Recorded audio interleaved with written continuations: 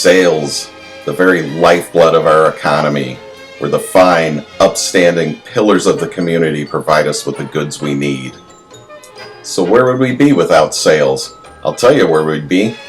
Back in the Stone Age, hunting our own food, building our own stuff, growing big stinky beards and living in caves, and nobody wants to go back to that. Well, almost nobody. So what exactly is a sale? Well, according to the Ashcroft book, which I know everybody still has, a sale is the transfer of title or ownership to identified goods from the seller to the buyer for a consideration called the price. When our ancestors finally started making their way out of the caves, they began bartering, a system where one set of goods could be paid in consideration for a different set of goods, such as apples for a rooster, seeds for a fish. Here's a guy trying to pay for his newspaper with a chicken. Seriously. The barter system flourished in agricultural areas, but eventually the guy with the chickens got tired of apples, and this led to the advent of currency. This allowed people to buy only the goods that they wanted, and long story short, led to thriving marketplaces, stock exchanges, industry, and more recently, the very embodiment of our economic vitality, Business Cat. Business Cat owns a company that manufactures and sells, I don't know, wind-up mice. Why not? Business Cat has been kind enough to take time out of his busy schedule to show us the ins and outs of sales, including contracts, terms, different types of goods, and warranties.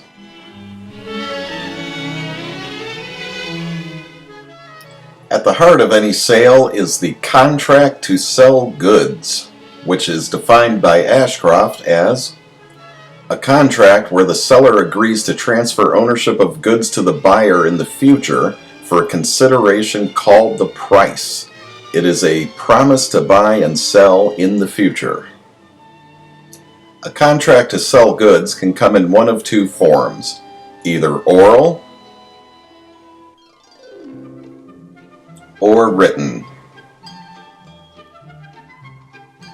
Let's watch Business Cat execute an oral contract.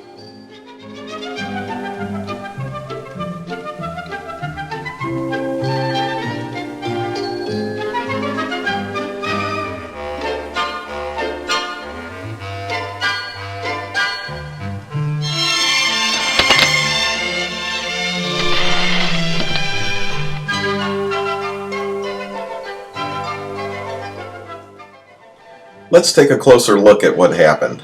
Line Cat demands that Business Cat give him one of his wind-up mice. At that point, Business Cat states that he is willing to give Line Cat a wind-up mouse in exchange for a specified consideration. By doing so, Business Cat has set the terms of the oral contract. At this point, Line Cat agrees to the terms set forth by Business Cat and fulfills the terms by paying the agreed-upon price to Business Cat. At this point, Business Cat is now obligated to fulfill his duties set forth in the contract. He does so by delivering a wind-up mouse to Line Cat. Now let's see how Business Cat executes a written contract.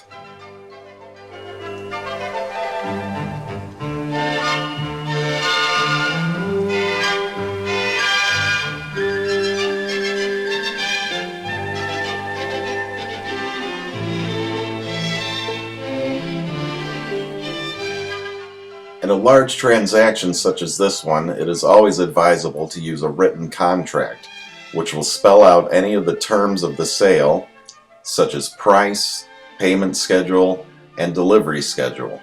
The parties then officially enter the contract by affixing their signatures to the document.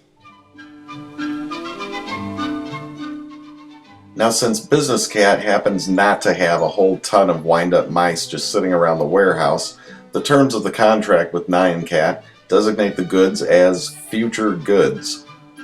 This means that Line Cat will have a property interest in the goods and the right to insure them, but he will not receive title until delivery occurs. Until delivery occurs, Business Cat will also have an insurable interest in the shipment. Let's go back to the earlier transaction with Lime Cat. Since Lime Cat only wanted one wind-up mouse, and Business Cat happened to have one wind-up mouse sitting right there, this is what is known as existing goods identified at time of contracting, which is pretty much exactly what it sounds like. Since the one wind-up mouse was sitting right there and didn't need to be transported, title passed to Lime Cat at the place of contracting.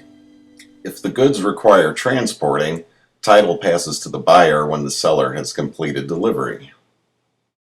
So we've seen Business Cat complete 2 sales.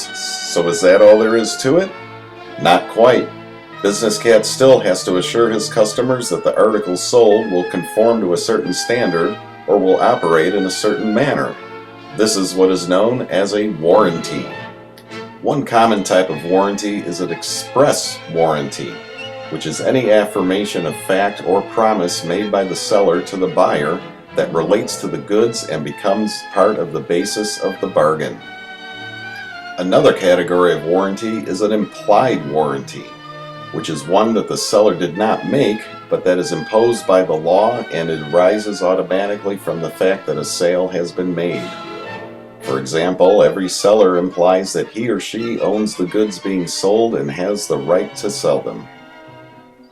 A full warranty is one where the seller must remedy any defects in the product in a reasonable time without charge, place no limit on the duration of implied warranties, not limit consequential damages for breach of warranty unless done conspicuously on the warranty's face, and permit the purchaser to choose a refund or replacement without charge if the product contains a defect after a reasonable number of attempts by the warrantor to remedy the defects.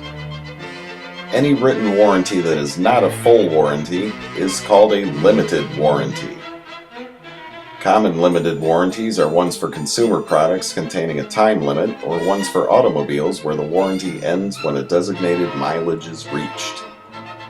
A warranty against encumbrances guarantees that the goods shall be delivered free from any security interest or any other lien or encumbrance of which the buyer is unaware of at the time of sale.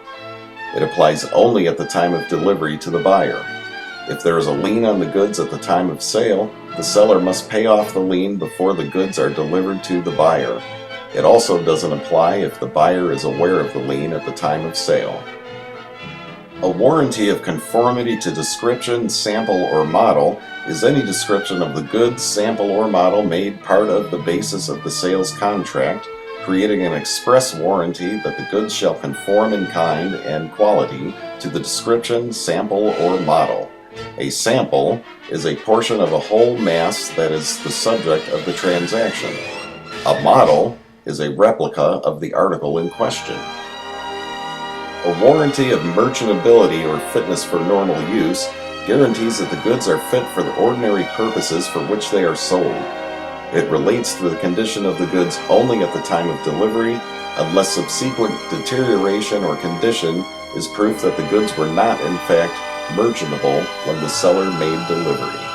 And finally, a warranty of fitness for a particular purpose is an implied warranty that the goods will be fit for a particular or unusual purpose that the seller knows the buyer intends to use the goods for. So there you have it, the basics of sales. For more in-depth information, you can consult Part 4 of your Ashcroft book, which everybody still has. With the knowledge gleaned there, someday you too may become a powerful, upstanding, enterprising salesperson, just like Business Cat. Oh wait, Business Cat's not a person. Never mind.